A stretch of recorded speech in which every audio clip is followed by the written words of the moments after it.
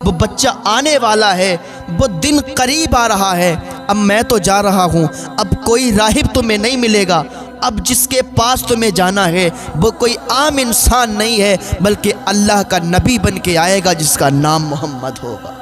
حضرت سلمان فارسی کی بھی عجب داستان ہے۔ حضرت سلمان فارسی بیان فرماتے ہیں اپنے ایمان لانے کے پہلے کا واقعہ، اگر دل سے سن لیں گے نا تو یقین مانیے آنسو روک نہیں پائیں گے، دل روئے گا آپ کا۔ میں نے جب یہ پڑھا تھا، میں نے جب اس کا مطالعہ کیا تو میرے بھی آنسو نکل آئے۔ یہ واقعہ حضرت سلمان فارسی بیان فرماتے ہیں اپنے ایمان لانے سے پہلے۔ کہتے جب میں مجوسی تھا، میرا باپ بہت بڑا مجوسی تھا، میرا باپ مجھے میرے گھر سے باہر نہیں نکلنے دیا کرتا تھا، اس لیے کہ کہیں یہ ایمان نہ لے آئے، یہ کہیں پھر نہ جائے اپنے دین سے۔ میرا باپ مجھے میرے گھر میں ہی رکھتا تھا اور مجھے ہر چیز مہیا کرواتا تھا جو ضرورت کی ہوتی تھی۔ اس نے میرا کام لگا دیا تھا کہ آتش کدے میں آگ لگانے کا، آگ جلانے کا کام میرا دے دیا تھا۔ میں آگ جلایا کرتا تھا اور کھیتوں کا کام کیا کرتا تھا، لیکن باپ میرا مجھے اپنے ساتھ ہی رکھتا تھا۔ کھیت پر جاتا تھا تو مجھے اپنے ساتھ لے جاتا تھا، آتش کدے میں جاتا تھا مجھے اپنے ساتھ لے جایا کرتا تھا۔ لیکن ایک دن کیا ہوا، ایک دن میرا باپ کسی ضروری کام سے باہر چلا گیا اور مجھ سے کہہ گیا بیٹے تم آج کھیتوں پر چلے جانا اور اپنا کام کر کے سیدھے گھر چلے آنا۔ میں گیا، اکیلا گیا کھیتوں پر۔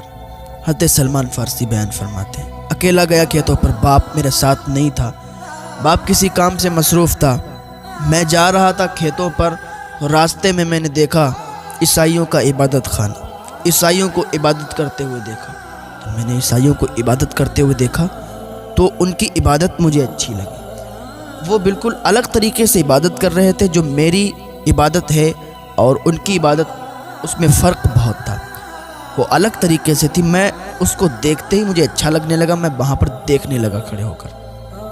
پھر کیا ہوا، حضرت سلمان فارسی بیان فرماتے ہیں کہ میں شام تک وہیں رہا، میں نے شام تک وہیں دیکھا عبادت خانے میں کچھ لوگ عبادت کر رہے ہیں، آ رہے ہیں جا رہے ہیں، عبادت کر رہے ہیں۔ ادھر ان کا باپ بھی کام نپٹا کر گھر پہ آ گیا۔ جب بیٹے کو گھر پہ نہیں پایا، گھر پر بیٹا موجود نہیں، تو انہوں نے پھر اپنے کچھ لوگوں کو ڈھونڈنے کے لیے لگا دیا کہ ہے میرا بیٹا گم ہو گیا، میرا بیٹا کہاں چلا گیا۔ ان کو بڑا تکلیف ہوئی، انہوں نے کئی لوگوں کو ڈھونڈنے پر لگا دیا۔ لیکن سلمان فارسی فرماتے ہیں کہ میں پھر واپس چلا گیا گھر پہ۔ جیسے ہی گھر پہ پہنچا، میرے باپ نے مجھے آگے بڑھ کے سینے سے لگا لیا، بیٹا تو کہاں گیا تھا؟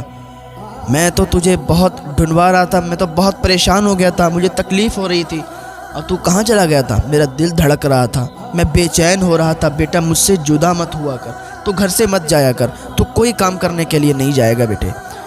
سلمان فارسی کہتے ہیں میں نے کہا ابا میں گیا تھا نا، راستے میں میں نے ایک عبادت خانہ دیکھا جو عیسائیوں کا عبادت خانہ تھا۔ اس عبادت خانے میں لوگ عبادت کر رہے تھے، عیسائی نماز پڑھ رہے تھے، وہ مجھے الگ طریقے کی نماز لگ رہی تھی، الگ طریقے کی عبادت لگ رہی تھی، مجھے بہت اچھا لگ رہا تھا۔ مجھے ایسا لگتا ہے کہ میرے دین سے بہتر ان کا دین ہے۔ اس کے باپ نے سمجھ لیا کہ لگ رہا ہے اس پر اثر پڑ گیا ہے۔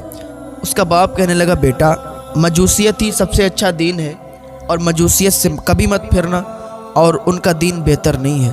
لیکن سلمان فارسی کہتے ہیں میں نے کہا بابا ان کا ہی دین مجھے بہتر لگا، میں نے ان کی نماز، ان کی عبادت بالکل الگ پائی، بابا مجھے مجوسی سے اچھا ان کا دین لگا۔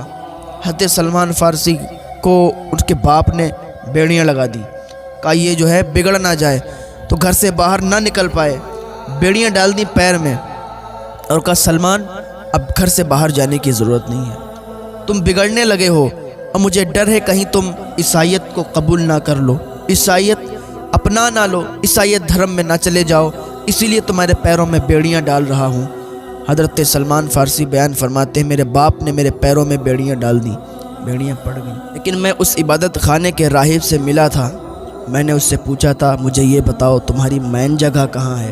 اس نے کہا تھا ملک شام میں۔ جب میرے باپ نے میرے پیروں میں بیڑیاں ڈالیں تو میں نے کسی ذریعے سے اس تک یہ خط پہنچایا کہ جب ملک شام کوئی قافلہ جائے تو مجھے ضرور بتانا، یا ملک شام سے کوئی قافلہ آئے تو مجھے ضرور بتانا۔ کچھ ہی دنوں میں ملک شام سے قافلہ آ گیا، اس نے مجھے خط پہنچایا کہ ملک شام سے قافلہ آیا ہے، وہ کچھ ہی دنوں میں جانے والا ہے، اگر جاؤ تو آ جانا۔ حضرت سلمان فارسی بیان فرماتے ہیں کہ جیسے ہی مجھے خط ملا، میں نے کسی طریقے سے اپنے پیروں کی بیڑیاں ہٹائیں اور چھپتے چھپتے وہاں سے نکلا، اپنے باپ کی قید سے باہر نکلا اور اس قافلے میں شریک ہو گیا۔ اس قافلے کے ساتھ چلتا رہا، ملک شام پہنچ گیا۔ جب ملک شام پہنچا تو وہاں ایک عبادت خانے میں پہنچا، ایک جگہ پہنچا، وہاں کے لوگوں سے میں نے پوچھا کہ یہاں سب سے بڑا راہب کون ہے، سب سے بڑا عیسائیت کو ماننے والا اور اس پر عمل کر کے چلنے والا کون ہے؟ تو لوگوں نے بتایا فلاں راہب ہے، فلاں جگہ چلے جائیں۔ میں اس جگہ کو تلاش کرتے کرتے اس جگہ پہنچا، واقعی جیسا لوگوں نے اس کے تعلق سے بتایا تھا وہ راہب ویسا ہی تھا۔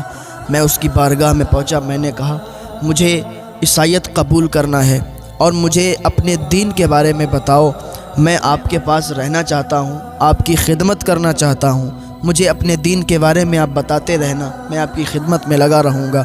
راہب نے کہا اچھی بات ہے، تم یہاں رہو اور خدمت کرو اور میں تمہیں عیسائیت کے بارے میں بتاتا رہوں گا، میں تمہیں نصرانیت کے بارے میں بتاتا رہوں گا۔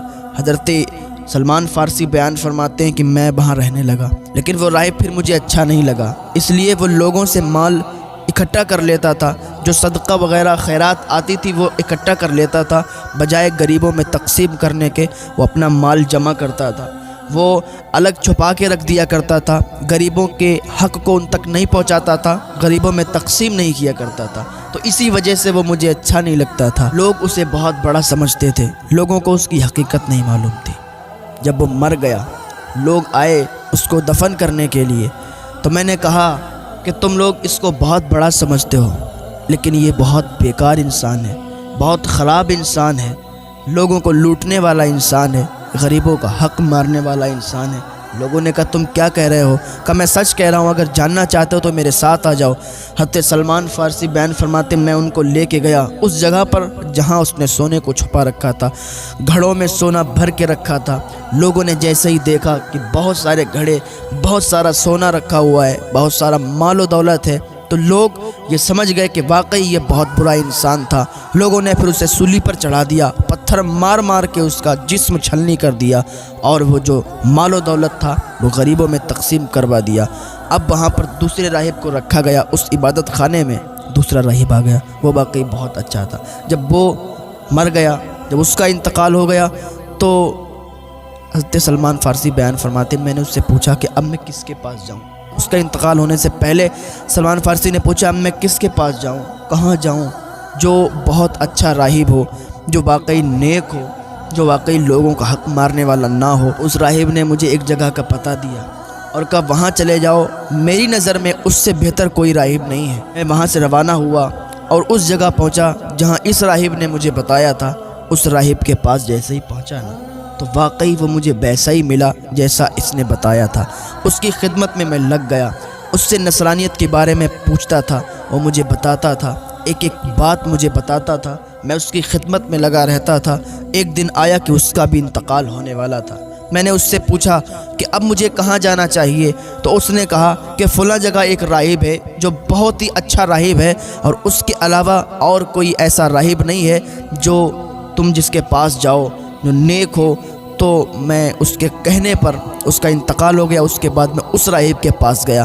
اس طریقے سے میں راہبوں کے پاس جاتا رہا، اس راہب کے پاس گیا، اس کی خدمت میں رہا، باقی وہ ویسا ہی پایا جیسا اس نے بتایا تھا، لیکن اس راہب کا بھی تھوڑے دنوں کے بعد انتقال ہونے والا تھا۔ وہ آخری راہب تھا میری اس زندگی میں۔ تو میں نے اس راہب سے پوچھا کہ حضور مجھے اب بتائیے کہ اب مجھے کہاں جانا چاہیے۔ اس راہب نے کہا اس دنیا میں اب میری نظروں میں کوئی ایسا راہب نہیں ہے جس کے پاس تم جاؤ، جس کے پاس تم جا کے رہو، جس کی تم خدمت کرو، لیکن ہاں اب تم کسی راہب کے پاس مت جاؤ۔ اب تم وقت دیکھو، اب تم ٹائم دیکھو، وہ دن آنے والا ہے، وہ گھڑی آنے والی ہے کہ مدینے میں ایک بچہ پیدا ہوگا، وہ بچہ آنے والا ہے، وہ دن قریب آ رہا ہے۔ اب میں تو جا رہا ہوں، اب کوئی راہب تمہیں نہیں ملے گا، اب جس کے پاس تمہیں جانا ہے وہ کوئی عام انسان نہیں ہے بلکہ اللہ کا نبی بن کے آئے گا جس کا نام محمد ہوگا۔ حضرت سلمان فارسی کہتے ہیں میں نے پوچھا اس کی نشانی تو بتائیے، اس کی نشانی کیا ہوگی؟ وہ راہب کہتا ہے اس کی 3 نشانیاں ہوں گی۔ پہلی نشانی وہ ہے کہ وہ ہدیہ قبول فرمائیں گے، دوسری نشانی وہ ہے وہ صدقے کا کھانا نہیں کھائیں گے، اور تیسری نشانی یہ ہے کہ ان کے دونوں شانوں کے درمیان مہر نبوت ہوگی۔ میرے بیٹے، تم اس رحمت والے نبی صلی اللہ تعالیٰ علیہ وسلم سے ضرور ملاقات کرنا، ضرور ملنا۔ اتنا کہنے کے بعد وہ راہب انتقال کر گیا، وہ راہب بھی اس دنیا سے چلا گیا۔ میں سوچ رہا تھا کہ میں عرب شریف کیسے جاؤں، میرے پاس تو کچھ ایسا سامان نہیں ہے، کچھ ایسا سادھن نہیں ہے، کوئی سواری نہیں ہے، کیسے جاؤں؟ تو مجھے خبر ملی کہ ایک قافلہ عرب شریف جا رہا ہے۔ تو جب میں اس راہب کے پاس رہا کرتا تھا، میں نے رقم تھوڑی جمع کی تھی، تو میں نے کچھ بکریاں اور کچھ گائے لے لی تھی، جانور لے لیے تھے۔ تو میں نے ان جانوروں کو ان قافلے والوں کے حوالے کر دیا کہ اگر تم مجھے عرب شریف لے چلو گے تو یہ جانور، یہ گائے اور بکریاں میں تمہیں دے دوں گا۔ انہوں نے کہا ٹھیک ہے۔ حضرت سلمان فارسی بیان فرماتے ہیں کہ میں نے قافلے والوں کو یہ گائے اور بکریاں دے دیں اور ان کے ساتھ روانہ ہو گیا۔ اب یہ قافلہ چلنے لگا، عرب کی اور جا رہا تھا، لیکن جب وادی قرا میں پہنچے تو قافلے والوں نے مجھ پر ظلم کیا اور مجھے ایک یہودی کے ہاتھ بیچ دیا، مجھے اس کا غلام بنا دیا۔ یہودی مجھے اپنے شہر لے گیا، وہاں میں نے بہت کھجوروں کے درخت دیکھے۔ میں نے سوچا شاید یہی وہ شہر ہے جس کے تعلق سے راہب نے مجھے بتایا تھا۔ چنانچہ میں اس یہودی کے یہاں کام کرتا رہا، اس کا غلام تھا۔ تو ایک دن اس کا چچا زاد بھائی آیا، اس یہودی نے مجھے اپنے چچا زاد بھائی کے ہاتھ بیچ دیا، میں اب اس کا غلام بن گیا۔ چنانچہ وہ اس کا چچا زاد بھائی مجھے لے کر مدینہ منورہ پہنچا۔ اللہ کی قسم جب میں مدینہ منورہ پہنچا میں بہت خوش تھا، میں بہت خوش ہو گیا کہ جس جگہ میں آنا چاہتا تھا آج اس جگہ آ گیا۔ جو نشانیاں مجھے راہب نے بتائی تھی کہ وہاں بہت زیادہ کھجوروں کے درخت ہوں گے اور وہ میں نے وہاں پا لیے۔ اب میں منتظر تھا کہ میرے کانوں میں وہ صدا گونجے کہ اس پاکیزہ ہستی نے مدینہ منورہ کو نوروار کر دیا ہے، اس کی آمد کی خبر سابقہ آسمانی کتب میں دی گئی ہے۔ بالآخر انتظار کی گھڑیاں ختم ہوئیں، میں کھجوروں کے درخت پر چڑھا ہوا تھا، میں کھجوریں توڑ رہا تھا، وہی میرا مالک آیا اور چیختا چیختا کہنے لگا اللہ فلاں قبیلے کو برباد کرے۔ وہ لوگ مقام قبا میں جمع ہیں اور ایک ایسے شخص کا دین قبول کر چکے ہیں جو مکہ سے آیا ہے اور وہ اپنے آپ کو اللہ رب العزت کا نبی کہتا ہے۔ اس قبیلے کے اکثر لوگ اپنے آباء و اجداد کا دین چھوڑ کر ایمان لا چکے ہیں۔ جب میں نے اپنے مالک کے چچا زاد بھائی کی یہ بات سنی تو میں اتنا خوش ہوا، اتنا خوش ہو گیا کہ گویا کہ میں اس کے اوپر گر جاتا، لیکن میں نے اپنے آپ کو سنبھال لیا کہ منزلیں قریب ہیں، اس ذات سے ملنے والے ہیں جس کے تعلق سے راہب نے بتایا تھا۔ وہ ذات آج ایسا لگتا ہے مل جائے گی۔